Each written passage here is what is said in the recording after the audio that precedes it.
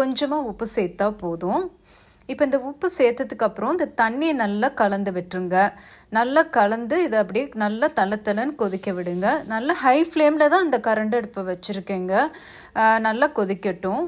இப்போது நான் நார்மலான கிளாஸ் தான் எடுத்திருக்கேன். நீங்கள் எந்த கப்பு எடுத்தாலும் சரி, அதுதான் ஒரு கப்பு அந்த மாதிரி ஒரு மெஷர்மெண்ட் வச்சுக்கோங்க, ஒரு கப்புன்னு சொல்லிட்டு.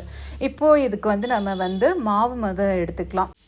எனி பிராண்ட் எந்த மாவு வேணாலும் யூஸ் பண்ணலாம். ராகி மாவில் நம்மளே வீட்டில் கூட தயார் பண்ணி கூட யூஸ் பண்ணலாம். வீட்டில் இதை எப்படி தயார் பண்ணுறதுன்னு ஒரு நாள் நான் பண்ணி காமிக்கிறேன். அது ரொம்ப இன்னும் சூப்பராகவே இருக்கும்.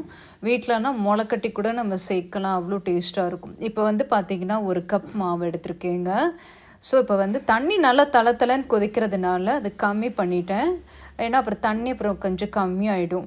அதனால் ஒரு 100ல் வச்சுட்டு கம்மி பண்ணிவிட்டு இப்போ அகைன் இன்னொன்று கப் நம்ம